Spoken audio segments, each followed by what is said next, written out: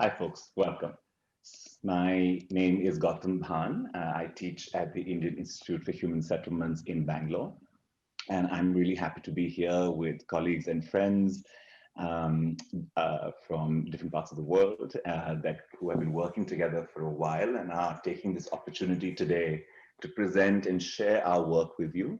Um, this is a kind of sharing that we have long wanted to see in the format of the academic conference, which is not just work that is written, prepared, and closed and presented as arguments, but actually is reflections on an ongoing process of research, of meaning making, of academic and public knowledge production, and to sort of speak, in a sense, in the middle of and from within, and to think as much about the process of working together as it is about the arguments that we want to make about the urban condition.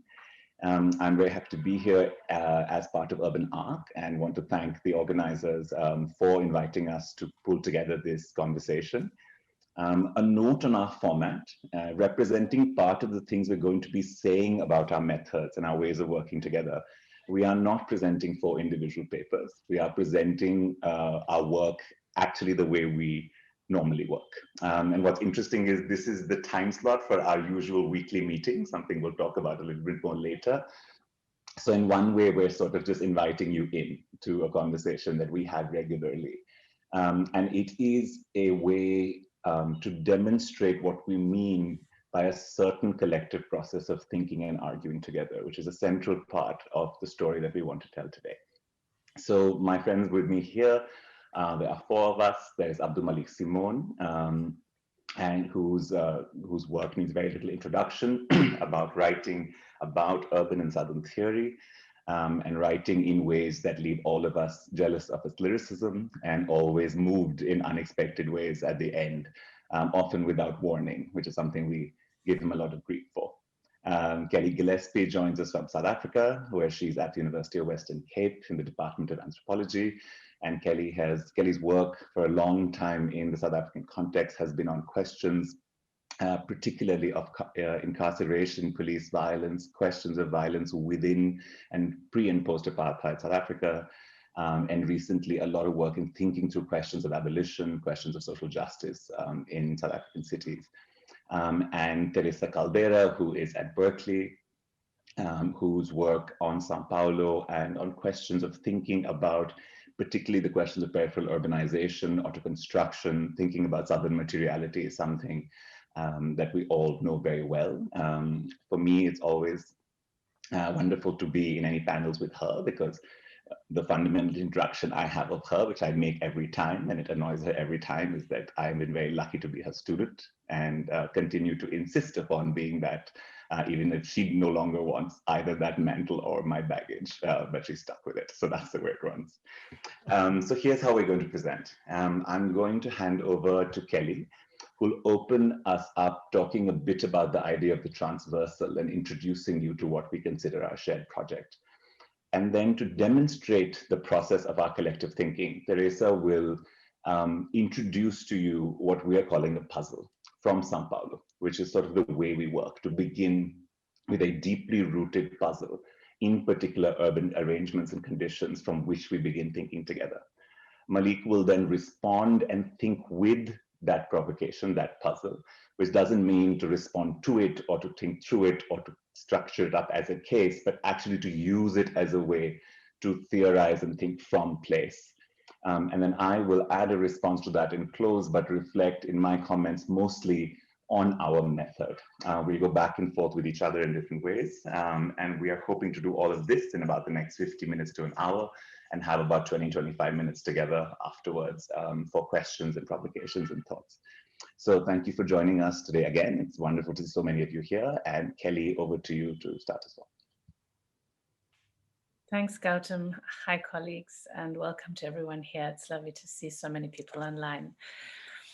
I've been asked to speak a little bit at the beginning around the experiment that we've been working on for the past number of years that has led us to arriving at this, this idea of the transversal and what we might mean by that, or what we're beginning to mean by that.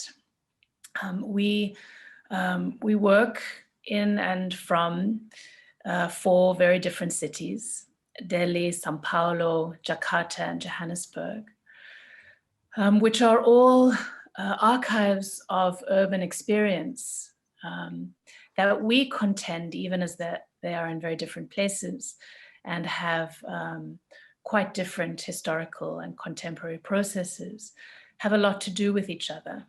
But how they have a lot to do with each other, how they relate and what they relate is a question that we've been holding together for a number of years, slowly piecing together a method of engagement, a way of proceeding with an encounter between and across these different urban archives that allows us to not so much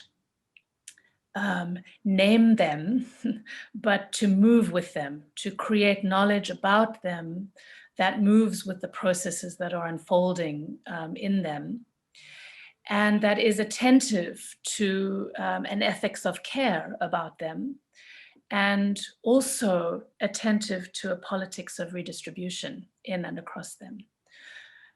So these 4 cities, we are trying to think together in some fundamental way. And I think what's important to start with is that our conversation that began many years ago began with a set of refusals. The first refusal was that we came together to try and respond to a call for proposals around urban violence in the Global South. And we began with trying to figure out how we might write a proposal together, and we failed. So we began with a failure to be able to respond to a call to objectify urban violence and a research project around urban violence in our 4 cities. And I think that refusal and that failure began, really launched us into a conversation in which we have been trying to invent, rethink how one describes urban processes across these 4 cities without assuming what those processes are, and without assuming that we have ready objects available to be able to describe them.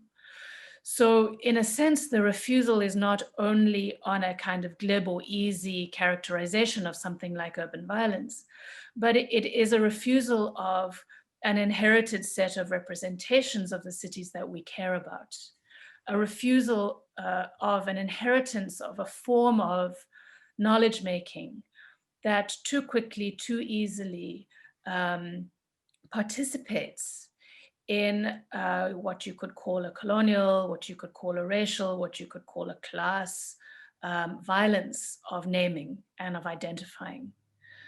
So the first refusal is really in that, in the work of naming, the work of representation itself. We also were very clear that we did not want to participate in research projects that sought to position these 4 cities as case studies that added up towards a more general formulation. Or at least if we arrived at a more general formulation, we wanted to engage in a very different kind of process before we arrived at such. We did not want to participate, another refusal, in a way of casting these 4 cities in a mode of thinking about places in the Global South that characterize them as areas in the area studies model. This way of rendering these cities as case study and as area felt as if it was participating in a project of telling the story of the South, of the Global South, as a kind of gap in the canon, or towards the kind of information, the kind of knowledge that could be easily absorbed into a Northern epistemic project that none of us felt that we wanted to participate in. So after years of conversation, we arrived at a proposition of the transversal, which we take as a method, as well as a claim on the way, emergent claim on the way cities work. A transversal is a line drawn to cross other lines at distinct points and at different angles.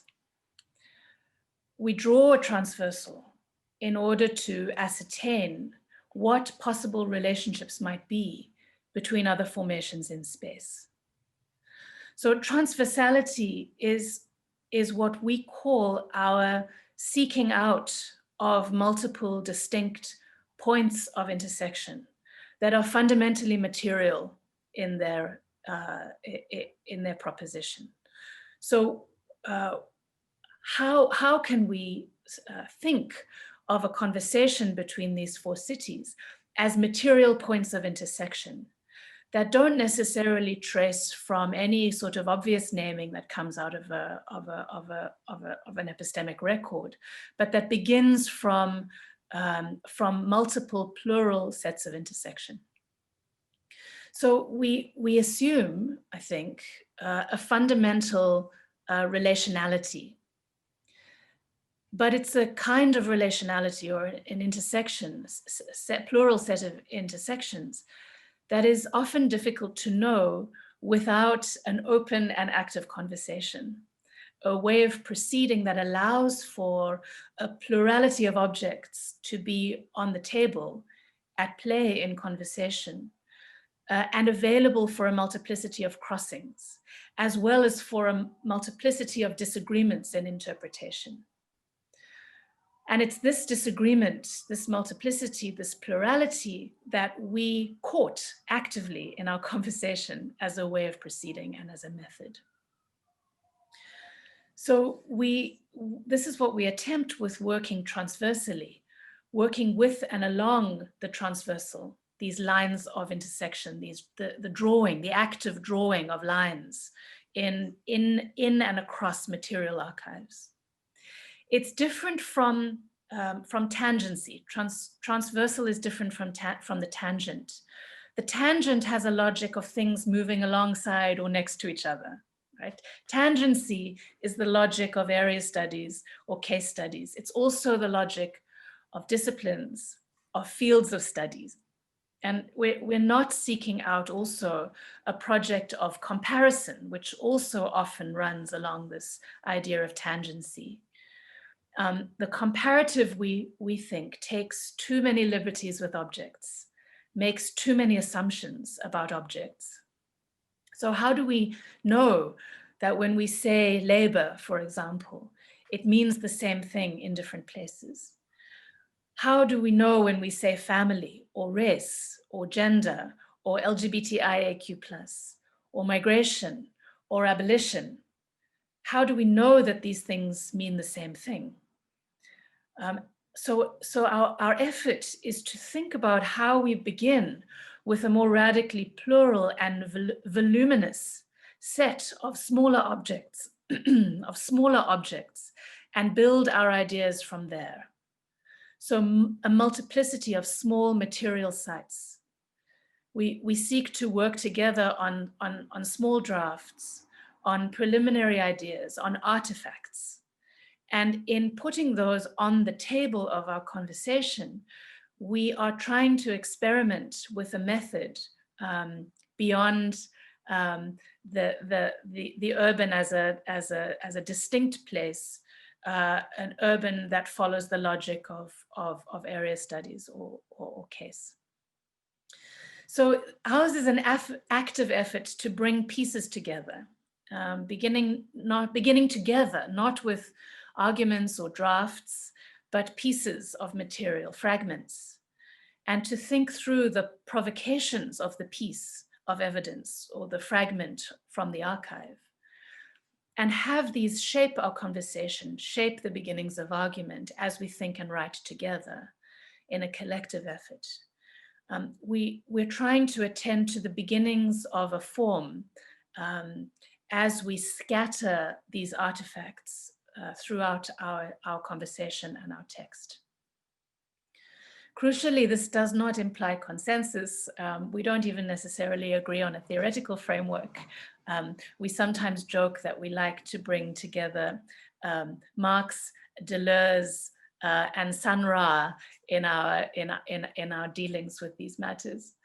But even as we don't have consensus, even as we are invested in and interested in the plurality of material forms and a plurality of ideas, we share a commitment to what is sometimes called the everyday, but which we've sometimes called the every other day, or maybe the condition of having to take it day by day.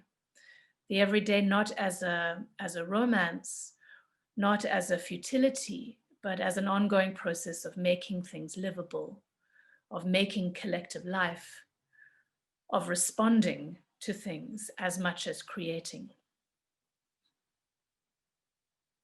We have traditions of working in this way in particular places, or with particular nameable processes.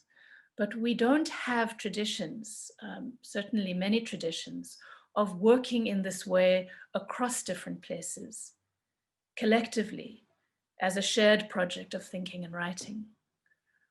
So how does one pay attention to the everyday across cities, together, transversally?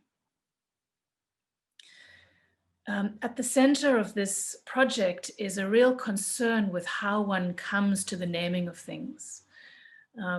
And an investment not so much in the identification of conceptual objects, but the identification of processes that are unfolding.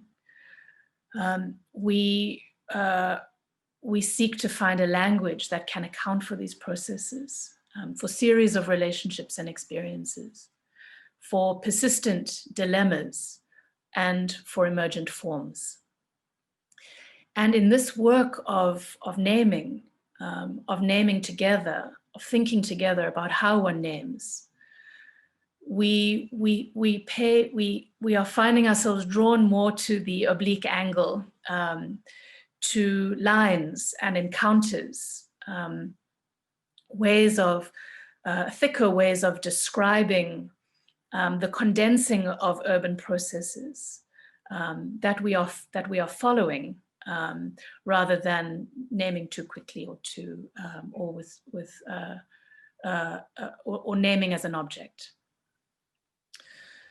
Kelly, couple of minutes. Of course, no, Gautam, should I close? Couple of minutes, yeah. Okay. So by juxtaposing these different configurations, these different processes, these different urban emergences in relation to each other, and in relation to some common questions that we have, we let these objects, these artifacts, these processes talk to each other, raise questions to each other, and provoke each other in order to lead us to more complex understandings of the formations we are dealing with, not only within each of these urban spaces, but also between them, to name something across them. We're not interested so much in one general conclusion, like planetary urbanism, southern urbanism, as a model that would fit all in the interests of asserting these very broad patterns.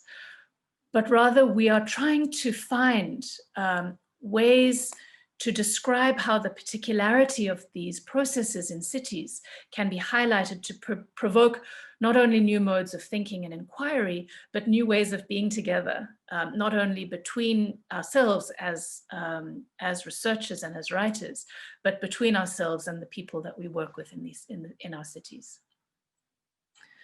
So I think I'll end there and open to Teresa, who is going to share with us a piece of an archive from Sao Paulo, a piece that we've already begun to work with transversally, to think with together as we proceed in thinking the four cities together.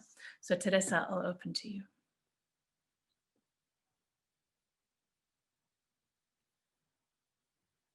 Teresa, just unmute. Yeah. Yeah. Thank you very much. Thank you to IIHS for putting up all of us together and giving us this opportunity of thinking through our material and thinking together with you during this panel. So, okay, let me just see if I can make my mouse work here.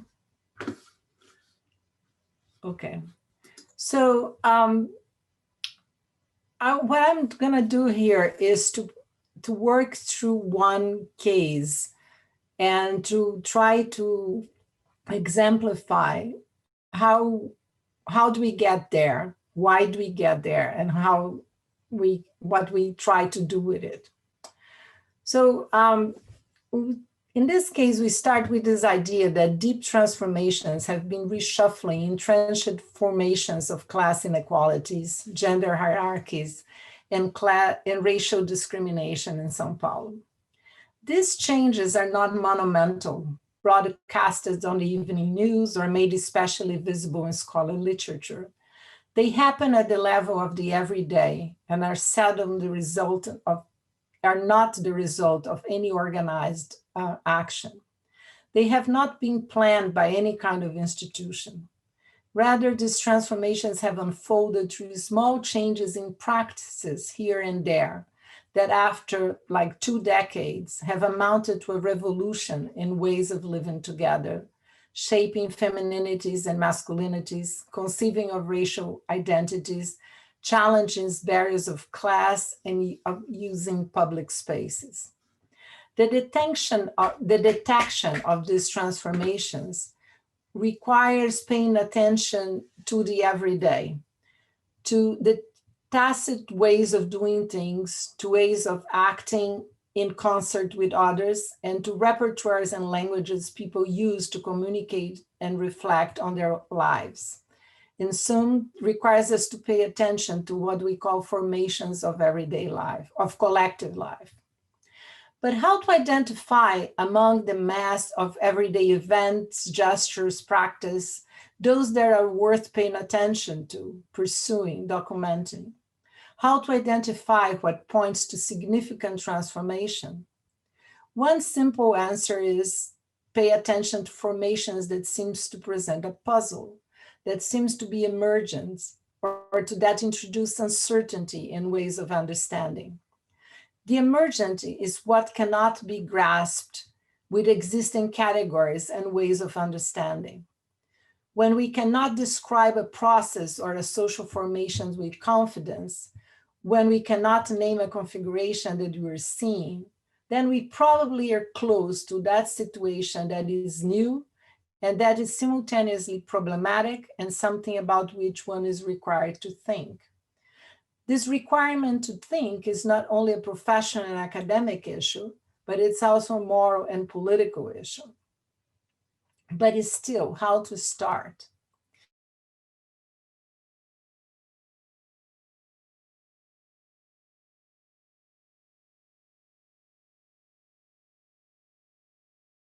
And interviews to be intriguing, emergence, hard to explain is simultaneously relevant for the groups they are working with. An important step, especially in the beginning of a research project, is to avoid the temptation to make the puzzling findings with fit available categories, patterns, and explanations. This is why frequently anthropologists keep using what people call native categories.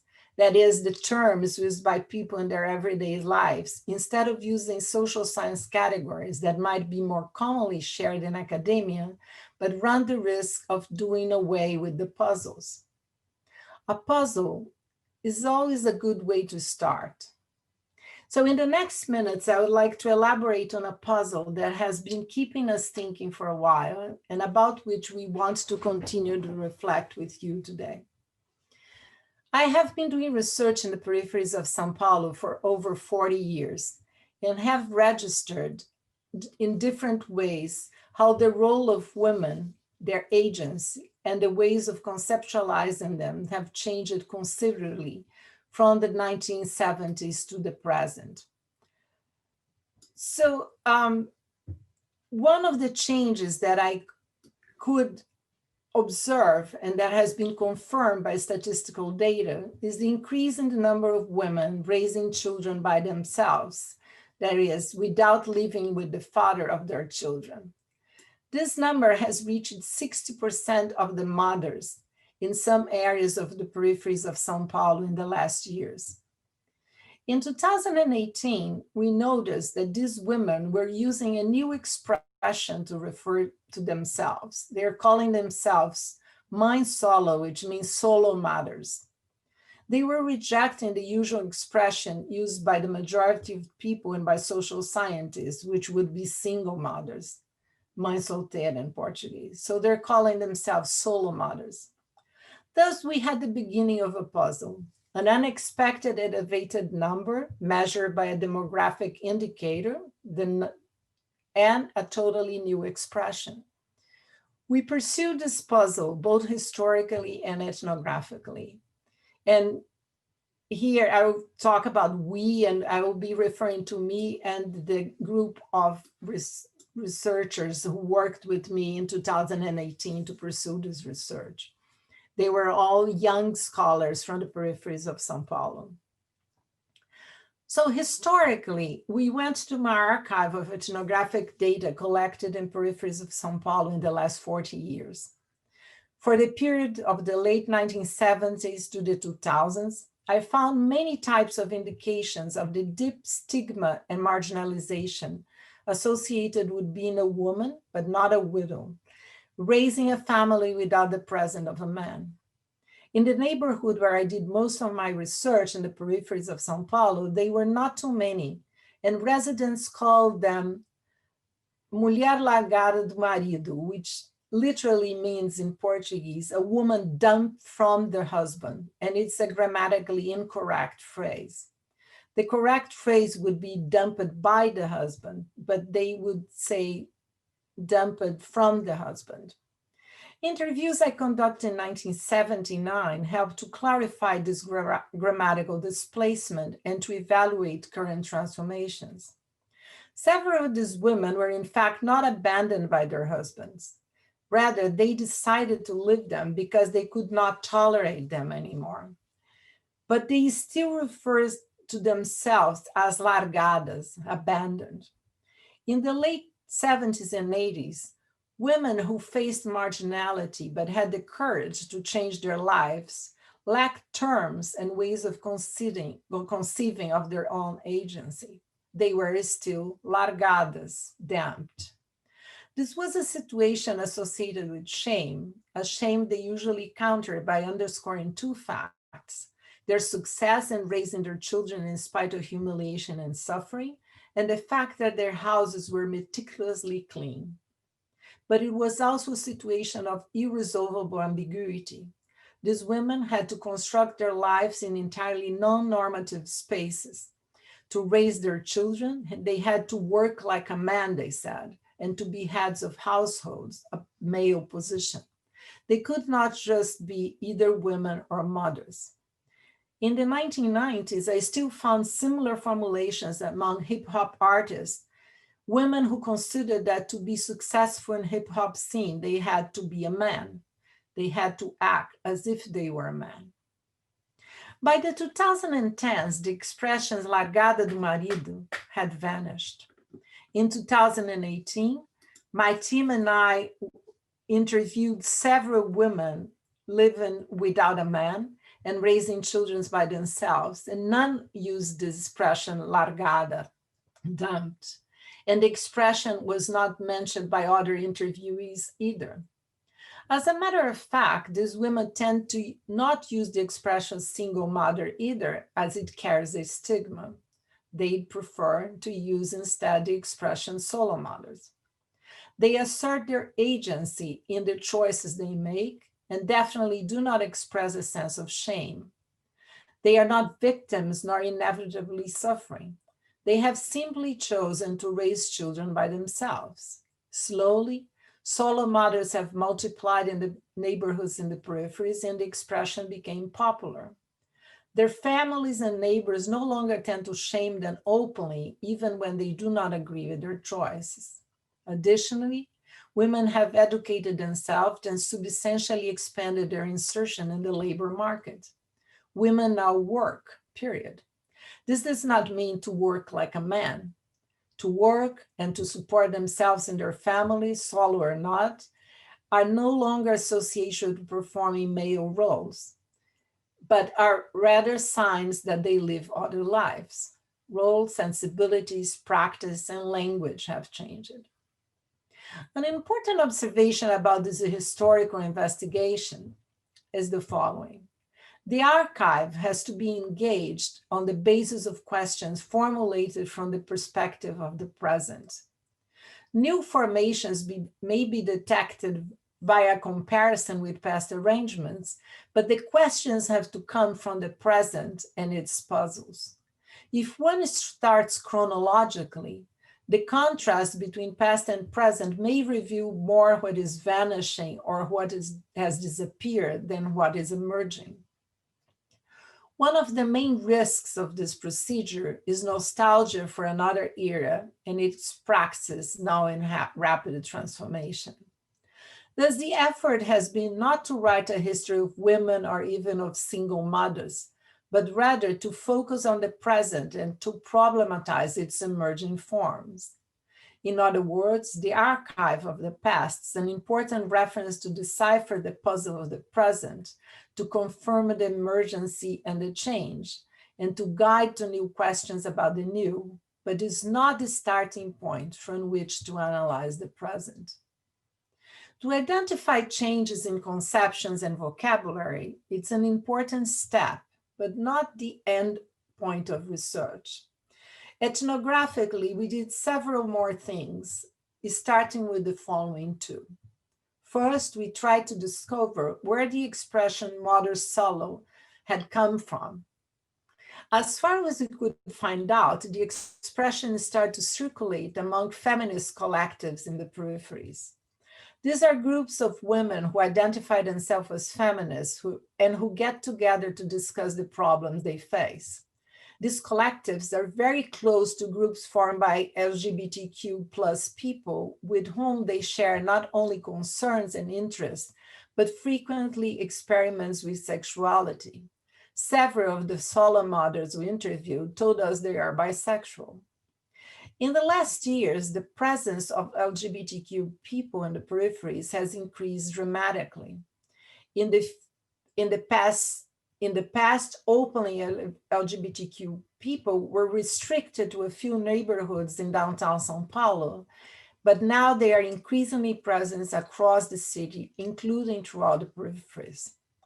My recent research has focused on the ways in which LGBTQ people living in the peripheries are negotiating their choices and identities in an environment that still requires hiding and dissimulation. That said, they are slowly becoming more visible, especially through the organization of dance parts and cultural production. Thus, the understanding of the new presence of LGBTQ plus people in the peripheries is part of the understanding of solo mothers. The second thing we did in our ethnographic research was to start to talk to the young men, trying to have their views of the story, specifically what it means for them to be absent fathers. As it is often the case in ethnographic research, one specific interview opened up for us many possibilities of interpretation and discovery. It was an interview with 4 young men in a house in the peripheries that 3 of them had rented as both living and working space. Their goal is to transform this house, in a collective space for artistic production, not only of their own, but also of other people in their area. They consider themselves to be intellectuals and have struggled quite a bit to get into the university. They were able to do this via a system of quotas implemented by the PT, the Workers' Party.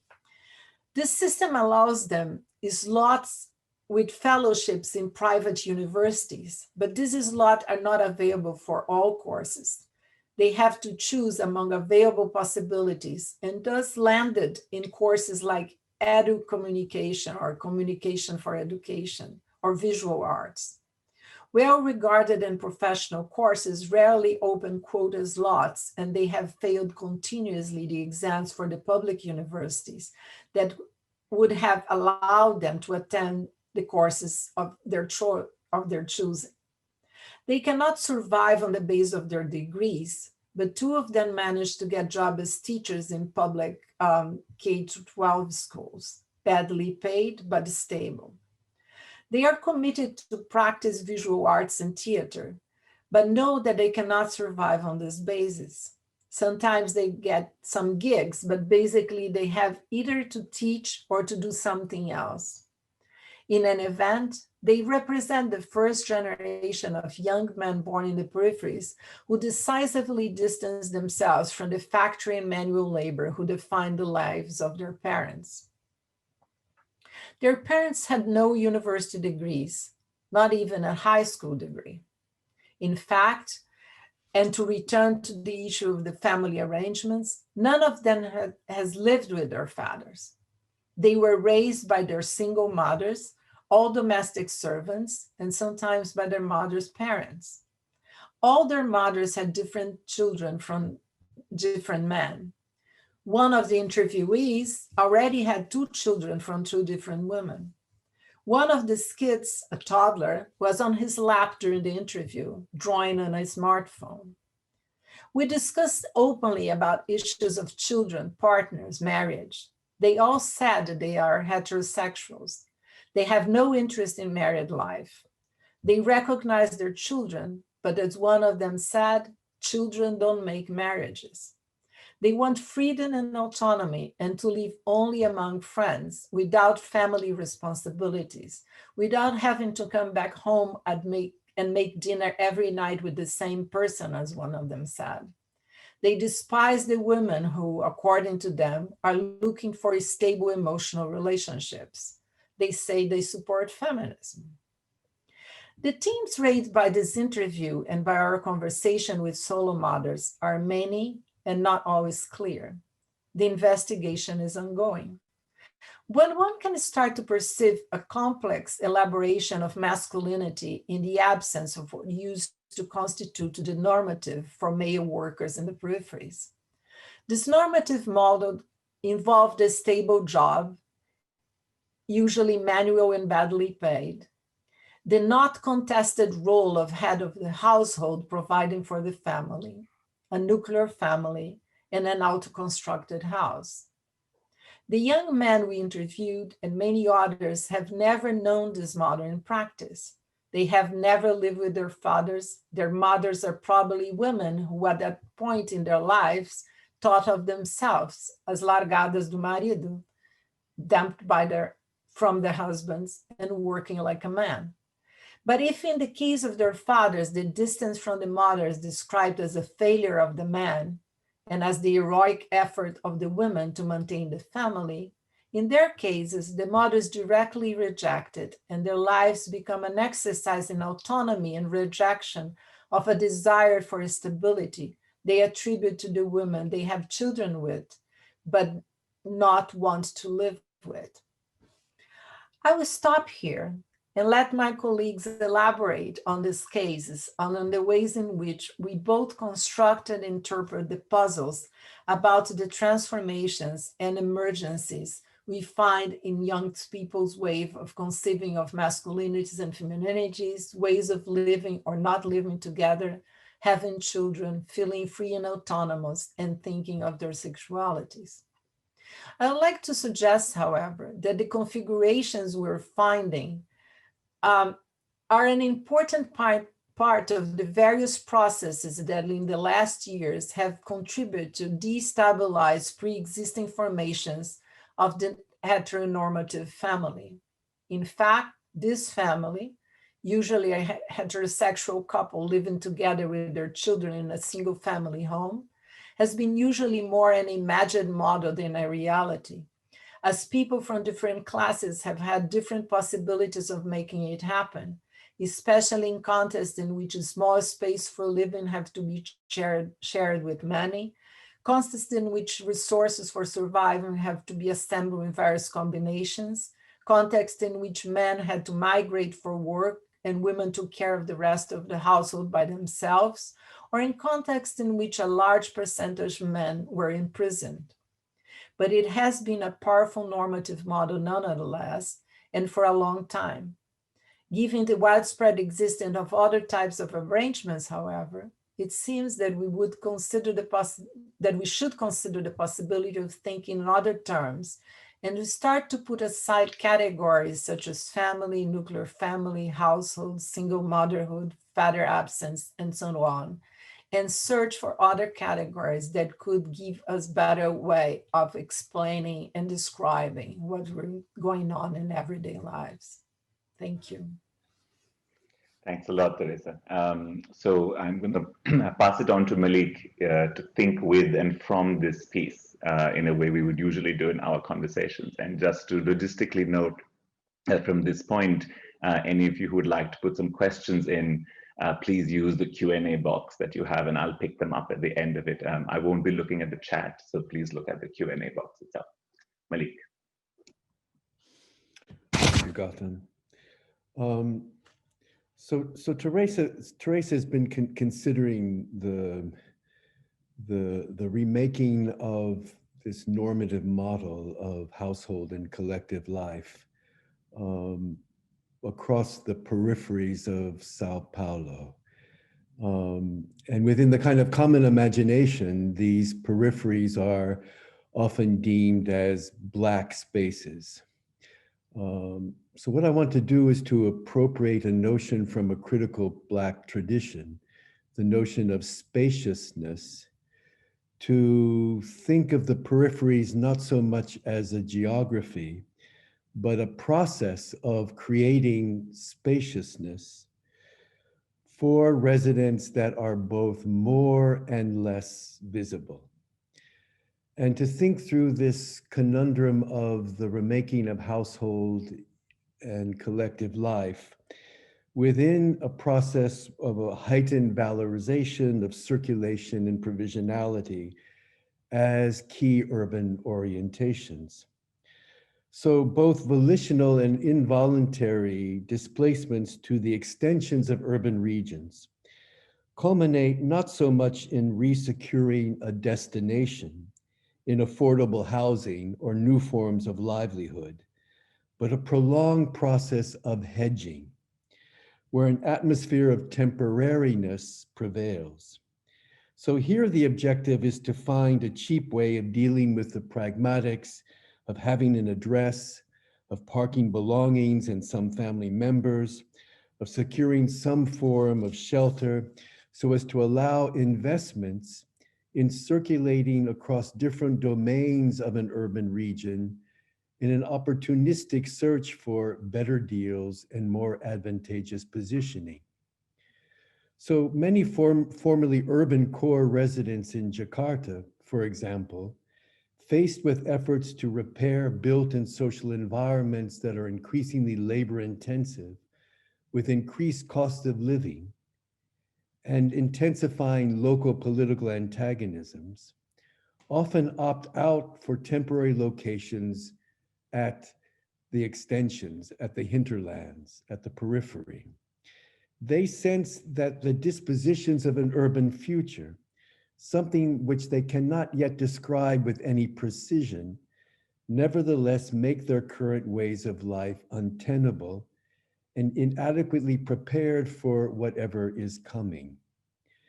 Now, many will frequently return to their old neighborhoods to maintain occupations and social ties, but the investments in collectivity take place at a distance and in conjunction with time spent probing other spaces for possible opportunities.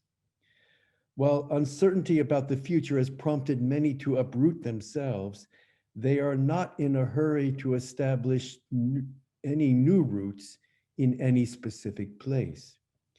Attention and resources are distributed across a range of places to the extent that households themselves are becoming distributed across different locales, situations, and occupations as a way of hedging uncertainty and ensuring that emerging terrains of operation are staked before too much attention to them renders them unaffordable. While the cost of transportations to households necessarily increase, particularly as boarding house rooms, cheap apartments, or house rentals have to be paid for across different locales, Jakarta's enduring system of cheap public transportation does enable a circulatory system which, even if time-consuming, is exposing residents to dimensions of the region of which they only had limited knowledge of before. So when we talk about the rearrangement of collective life, of households, of heteronormative ways of existing, here what I'm trying to emphasize is the way that collective life is increasingly a matter of assembling itineraries, of temporary encounters, of short-term contracts and arrangements, social media organized planning and information exchange, and the search for something adequate for now. Not necessarily in the long run, not necessarily where people imagine themselves being, but something that works for now. So large amounts of time are spent in quasi-public gatherings, such as convenience stores with outdoor seating, roadside stalls, and eating places where conversations with those who are neither friends nor strangers take place often long into the night. Attention is paid to those in buses and trains and shared taxis as to where they are headed and under what circumstances. So this propulsion forward into uncharted terrain, accompanied by arduous visits back home, and to the rituals of maintaining a semblance of coherence, as Teresa was emphasizing, demands new conceptualizations of the household and collective life on the move. It demands attention to the ways in which various aggregates of people facilitate and impede circulation. The circulation of functions and identities that once functioned as an internal modus operandi of the urban majority are literally being rearranged across the multiplicity of different urban spaces.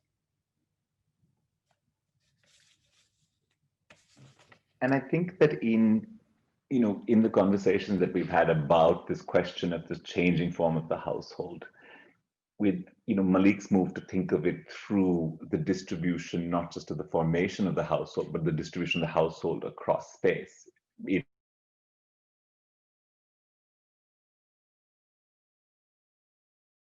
For me, one of the things that happened in our conversations was very much to be really provoked by the transverse that connected forms of new familial and co-living arrangement that were read through an articulation of queerness, and thinking about how queerness then represents a kind of transversal that allows us to see material spatial changes that are not reducible to notions of identity and culture and preference and orientation, but to think of queerness as a transversal that allows a way of being in the world and allows a way of producing the urban in very particular formations, and allows queerness to be detached from the notion of LGBT.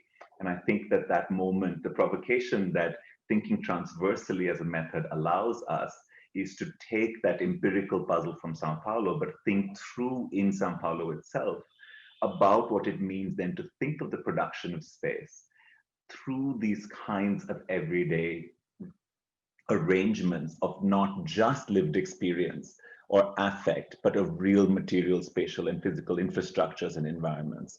And to think of them as a temporality that can hold in what we often think, and we ask questions of generalizable theoretical frames, in something called the medium term and the long term. And I think one of the big provocations that we're trying to make through this method is to take seriously that a lot of the formulations, the structural theoretical formulations of the urban have relied on the notion of long and linear time.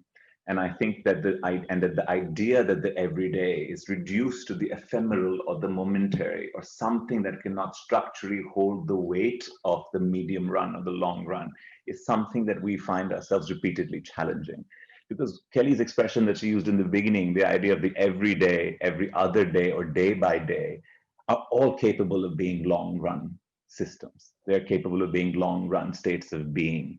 And indeed, in many parts of thinking about new ways of being provoked, the other provocation that was very central to me in thinking and thinking with Sao Paulo was the question of work, workers, and labor as either recognizable categories, but more importantly for me, categories of self-identification and political subjectivity. How do residents of particular forms of the urban self-describe?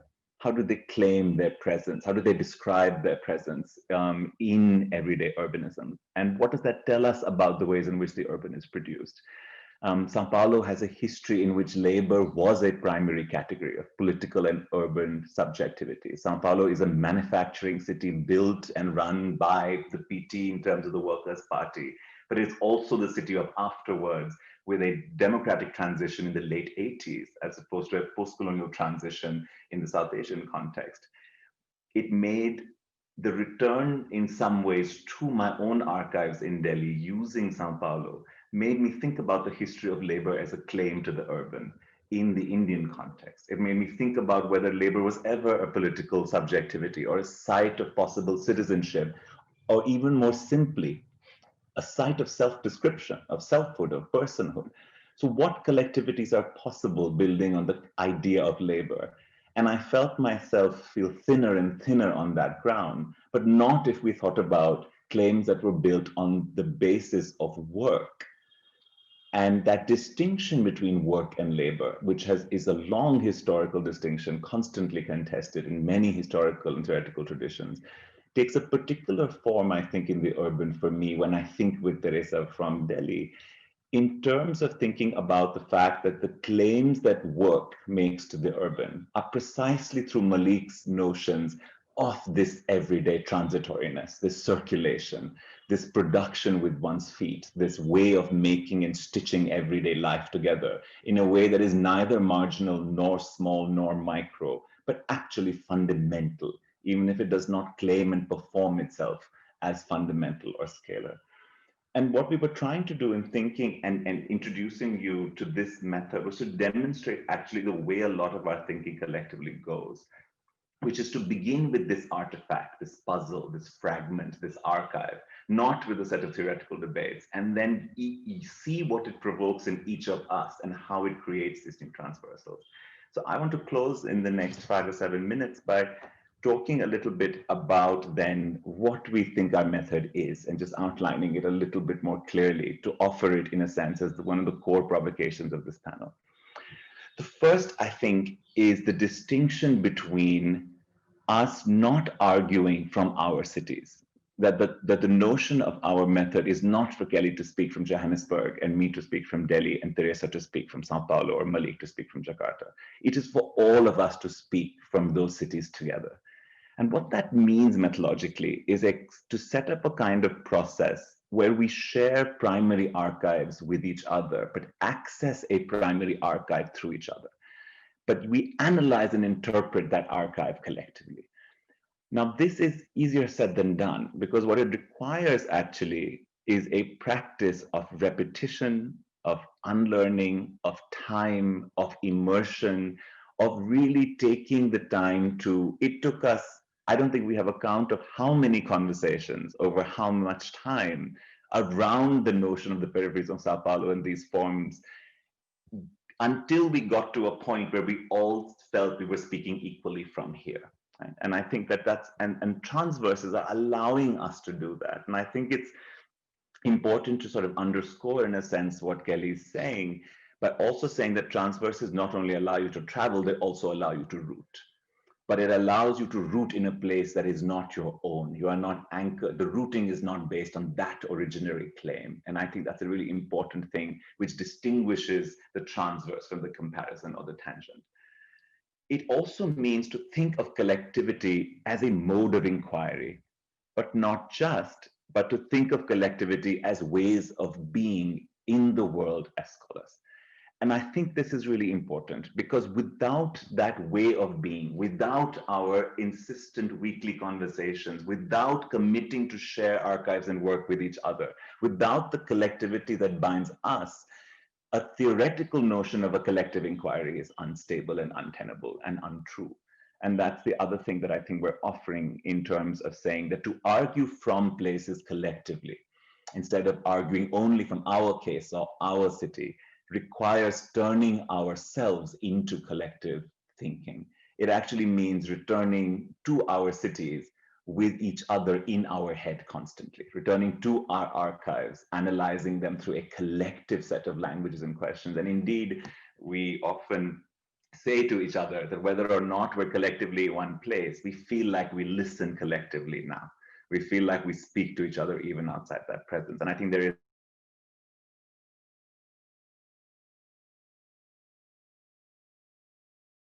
commitment to a method also as a politics of knowledge production. So we feel like it's conceptually necessary. We also feel like it is ethically the kind of academy that we want.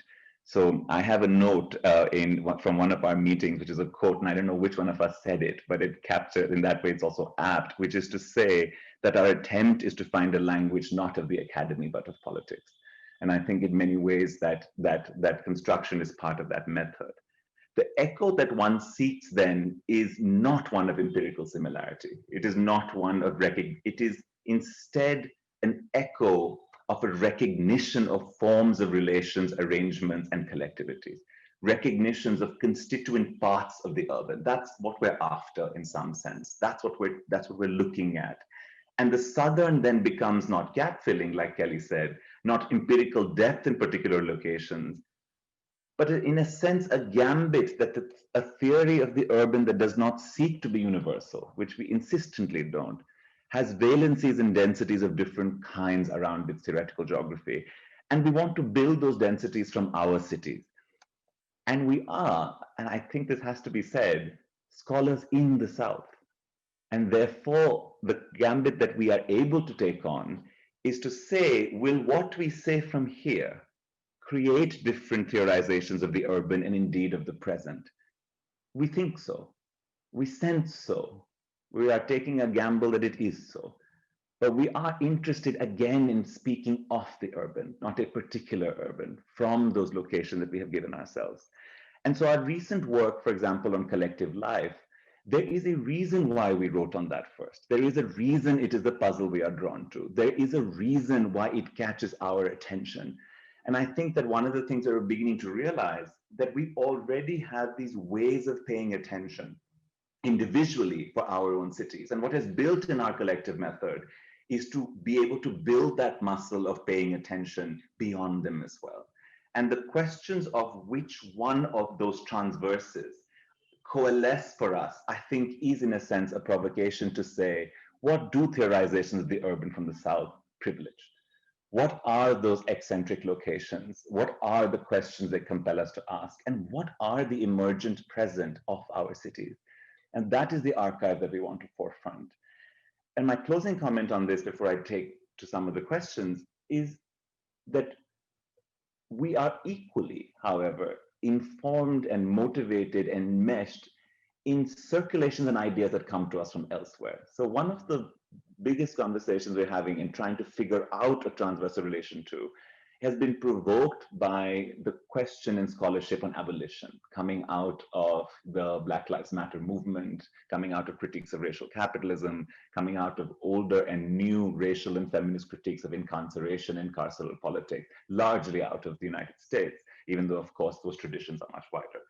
And for us, the real question was to do that method in a little differently, is to take abolition as a concept that comes from a different kind of rooting, be able to imagine its everyday, be able to imagine and talk through transversely with that every day, but also say, how would we root, how would we turn the notion and impetus and ethic of abolitionist inquiry and thought into the everyday fragments and artifacts from our places? What are the artifacts of abolition in our cities? What are the archives that render themselves visible when we think with abolition? They may not fit into that frame, but our intention is not to fit them into that frame, but is to open up and make visible using that a differential lens that comes through.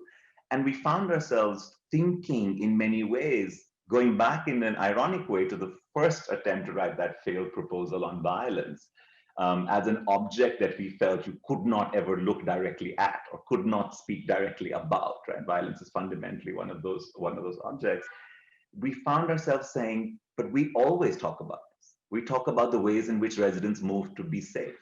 We talk about what it means to have infrastructures of dignity. We always talk about ways that we think about who has the power to interdict, to intervene, like Malik was saying. We would think about a transverse or transitoriness instead of mobility. And in many ways, we found abolition to open up for us, again, another set of archives for us. So those circulations are not, I think, yet, thankfully, geographically parochial. The idea is not for those thoughts not to travel, but the idea is to continually to root, but not root empirically, not root parochially, to root transversally.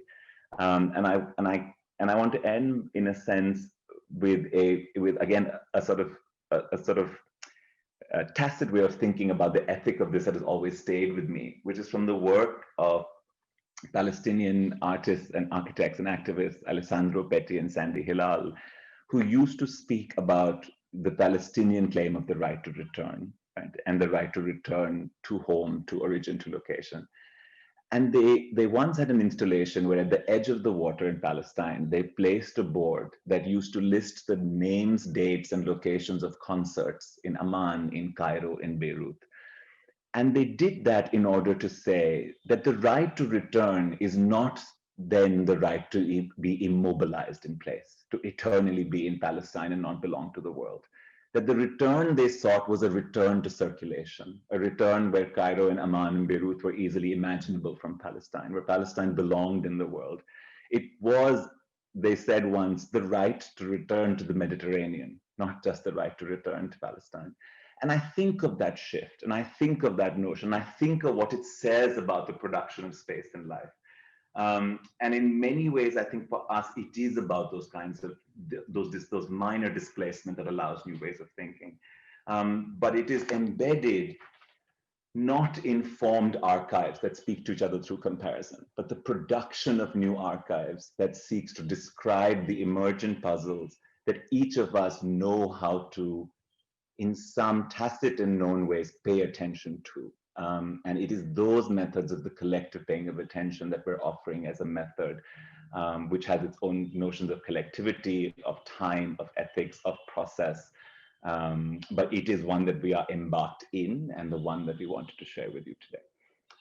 So I will stop at this point, and I will go into the Q&A.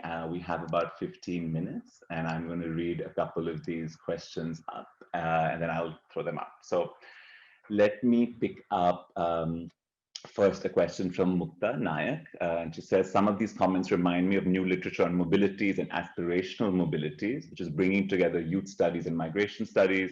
The literature also is exploring new ways of thinking about time, circulation, identity. I find it very interesting that you start with the urban, with place, and then explore these, whereas mobility scholars see patterns and use locations as cases/data to focus on the pattern.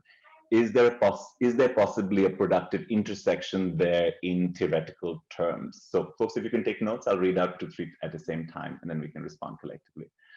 The second one is, I'll summarize. I have a question pertaining to the use of the word Southern in scholarship. I find myself increasingly unhappy with using it.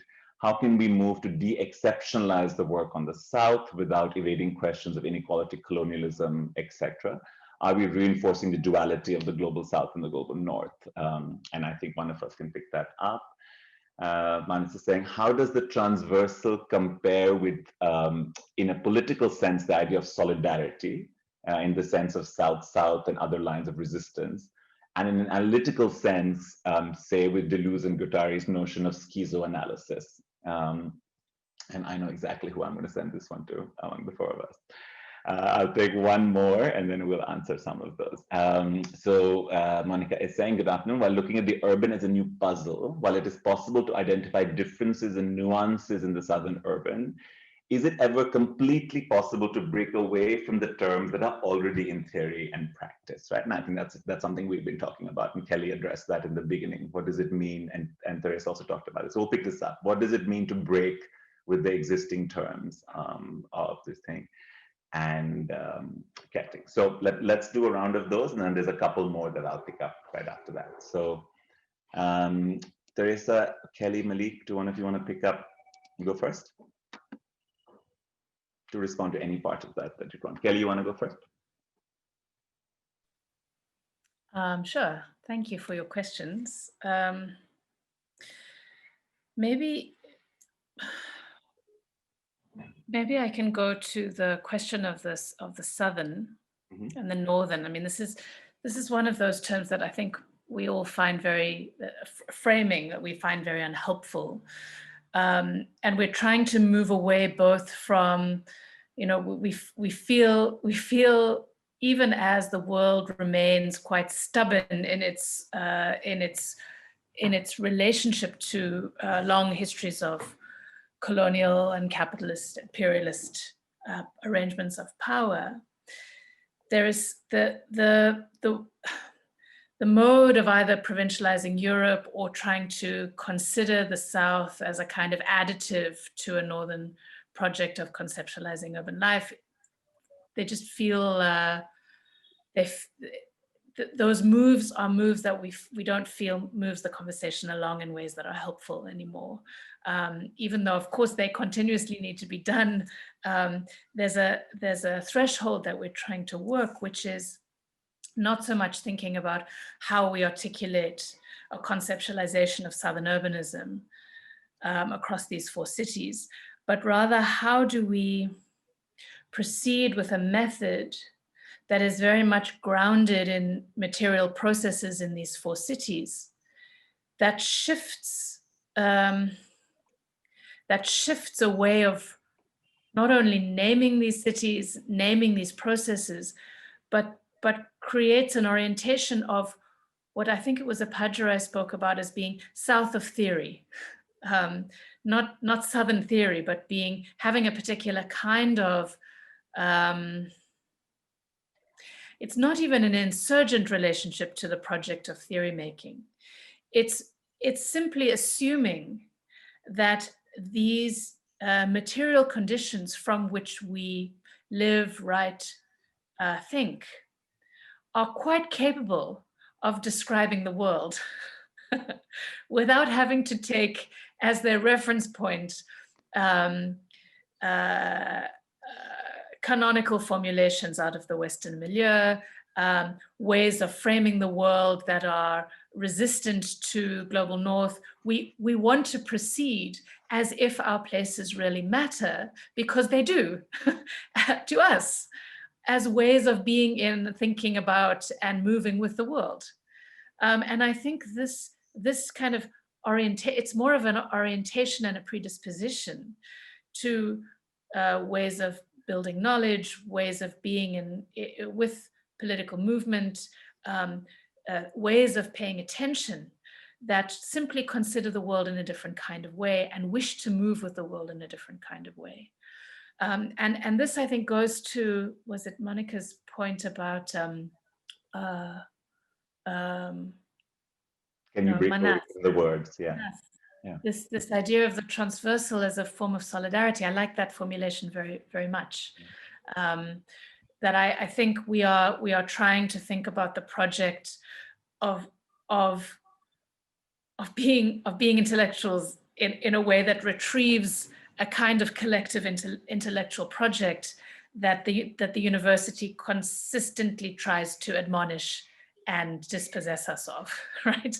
So if the image of the good Northern University is one that seeks out individual 0-point authorship, we are trying to do something very different. We're trying to write together, think together, not only with each other, but to think to think beyond an extractivist project of global knowledge production, right? This is an attempt to be with each other and to be with those with whom we live in these cities in a different kind of way.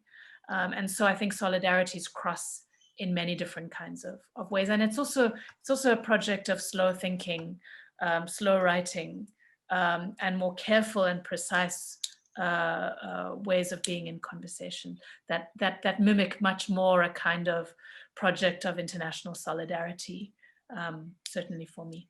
Thanks. Malik, you want to respond to any parts of them? Okay, solidarity, transversals, schizoanalysis. I mean, if you take the urban region of Jakarta, it's 35 million people. That means that 25 million people live outside the urban core. Well, what are these spaces? How are they composed? And these spaces are strange and intensive contiguities of all different kinds of built environments, from industrial zones to mega developments to migrant hospitals.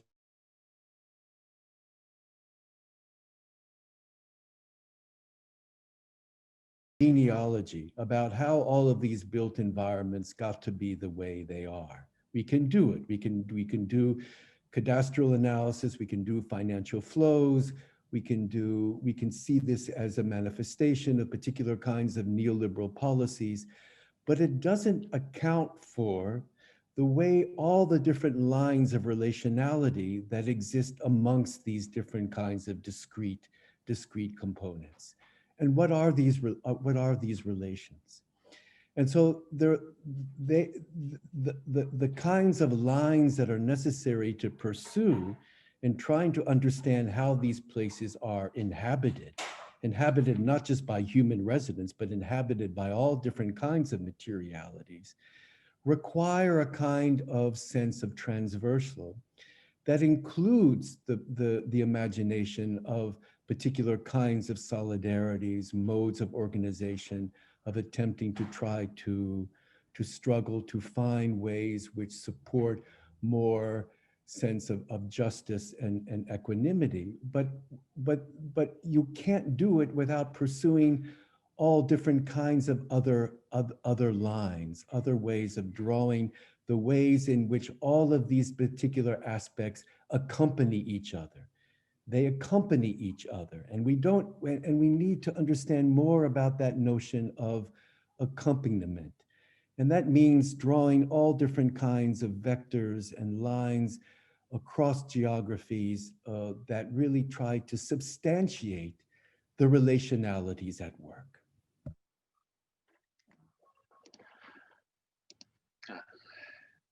Teresa, I have far too many very interesting questions and not time to answer them. One problem with online conferences is that the Zoom has its own timer and it will cut us off instead of us endlessly kind of going on. So I'm going to let Teresa respond. No, I'm going to let Teresa respond, and then I'm going to actually read 2-3 of the other questions out, which we may not be able to fully respond to now, but we will definitely try and find other ways of addressing them. But I at least want to leave the questions out into as we come to time. So Teresa. So I was going to pick up some of the 2 new questions that arrived, and I will formulate them very quickly and try to give a preliminary answer. One is talks about this owing to the massively different ground politics, even within similar kinds of place, can arrive at a collectively Southern language, sometimes be disconnected with the practice, even if it talks about the practice. So the question here is, we do not want to arrive at a collective Southern language. That's not, we're not trying to create a theory about Southern urbanism. We do not want to have a common language. We want to have this shared way of thinking through those puzzles that come from the everyday. And we use our different materials and our different cases to find ways of thinking better about the puzzles we encounter, but it's not, the objective is to come to new formulations, to come to new clarifications, but not to come to a common language. Actually, we disrupt each other all the time. So, and we adopt each other's, like Malik now talked about, that this idea that something that works for now. That is a fundamental notion that he put it that way, probably I'll appropriate it in my next text, but it's not that this will become like a general theory that we will say that is how we should talk about the South.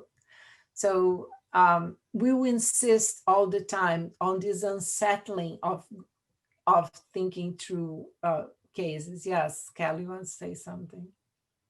Yeah, I just want to add, to give an example of that, to pick up on what Gautam was speaking about, abolition has emerged as a really interesting political proposition that's coming predominantly out of North America.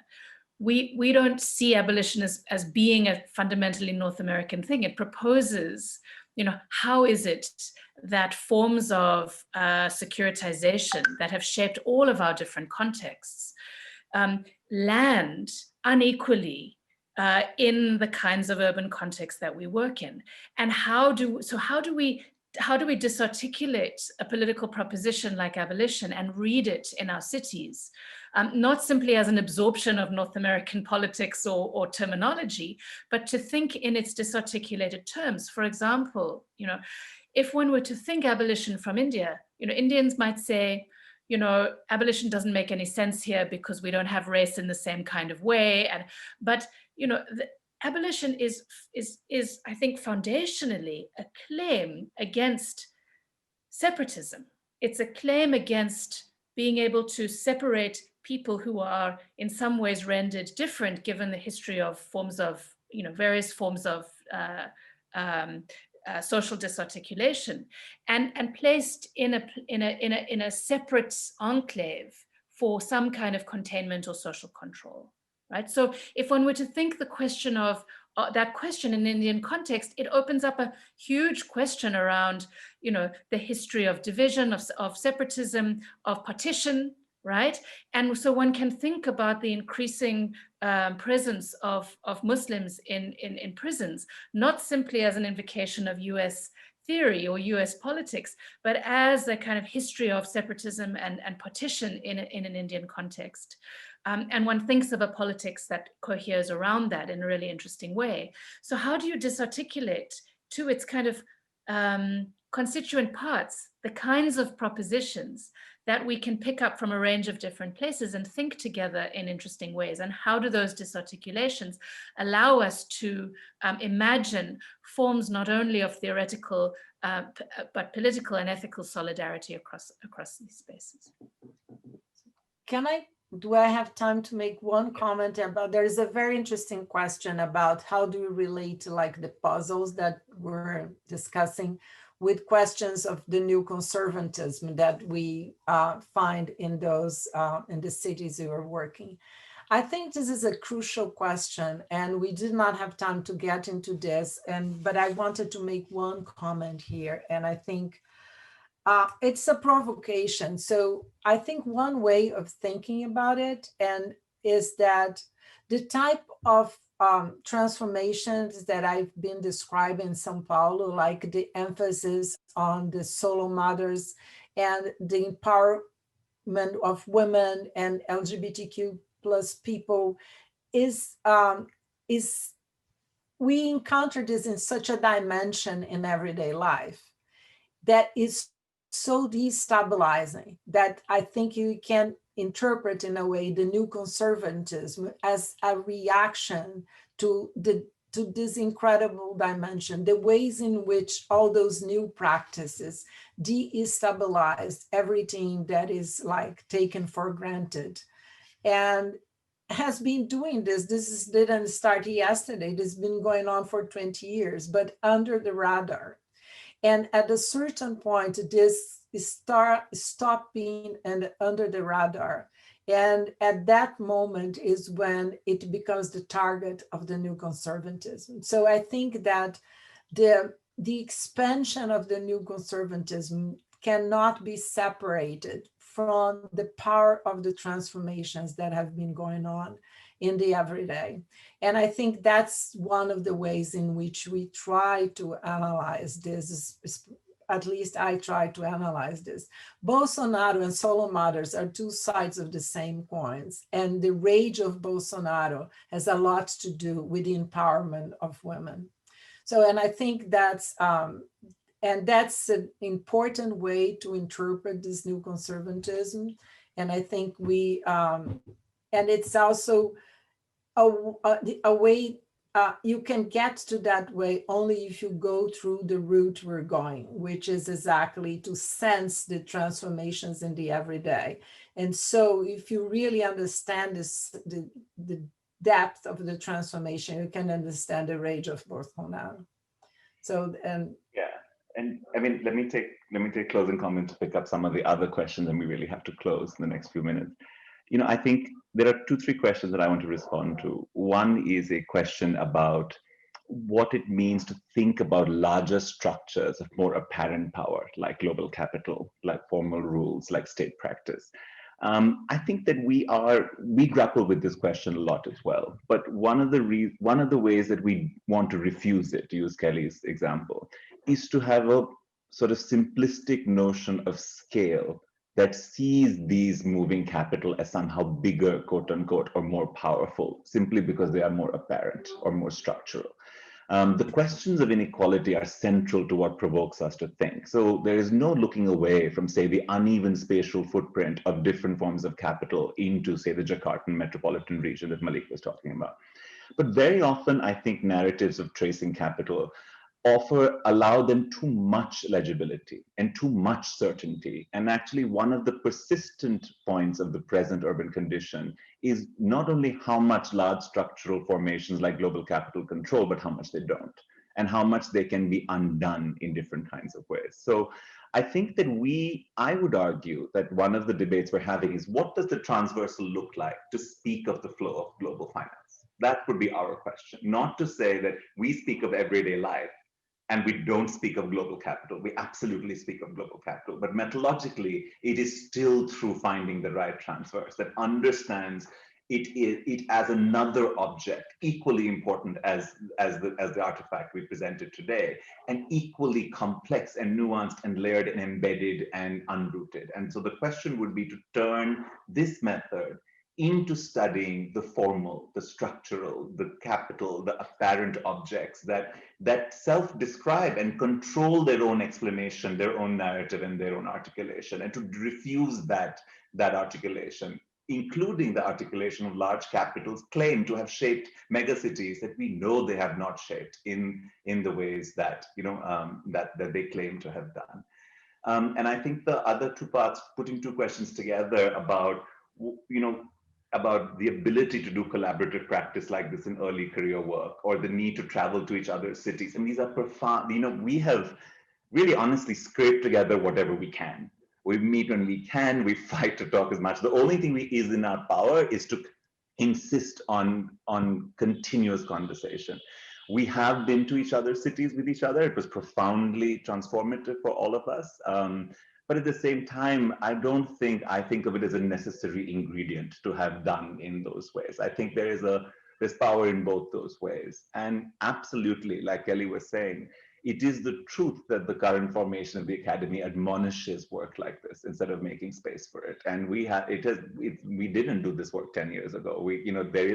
There's a lot of, as Malik would say, we spilled a lot of coffee and bowed before many heads before we got this little opening to claim this space. And we do it despite we never succeeded in any proposal of any kind for any kind of support. We never even tried writing one. So, this is the one thing we still have in order to bring Marx back is our own labor. And we feel free to exploit ourselves and offer it to each other at the very least. And then the final point I want to make is the question that was asked about, can this method be used, for the example used in the question is circulations among urban workers like waste pickers. And I think it's a really important question to ask. And I want to bring it out and say, we exist not only in this register of collective thought, and in our individual lives, all our articulations don't take the register of a certain kind of theoretical or articulation, which means that the method of thinking transversally, understanding transformation, engaging with the present, absolutely to me is the same method. For example, on specifically the question of waste pickers, in an urban campaign in Delhi that I am part of, one of our biggest claims has been that the claims to the new master plan from workers who work with waste is equally not a claim to landfill and sorting sites and waste infrastructure, but a claim to housing. Right? But a claim to public circulation, but a claim to leisure in a public park, but a claim to the right to have a tree, a claim to clean air, right? To not reduce the waste picker to a worker whose entire urban everyday is the process of waste sorting and gathering, who does not have a political and structural and human full ontological selfhood elsewhere. And these are exactly the same conversations they have there. They may be in different registers, they may have different languages, but they are intellectually, to me, the same inquiries. So I think that, you know, the ability to take methods that travel across those registers shouldn't be thought of as a way saying to think of a kind of closure. And actually, the best part of that is, to me, the conversation in that space is possible because I can take Maliq's idea of spaciousness and use that as a word that translates and roots itself. That does not alienate that conversation. It is actually the structural singular explanations that do. So I think a sensibility of not seeking to explain in terms of formulaic structures allows opening at all registers of the urban everyday. And I think if we came up with a theoretical argument or language around the urban everyday that was not literally part of everyday conversation, we would have failed in our method. We would have failed in our commitment. So we may fail in our commitment, but that distinction, I think, in many ways should not hold. So I have to stop. I'm sorry at time at this point, but I just want to thank everyone for really, really interesting provocations and questions. To us, as I said, this is work in the making and in the going, and we hope to write more around our transversals and put some of those questions out there.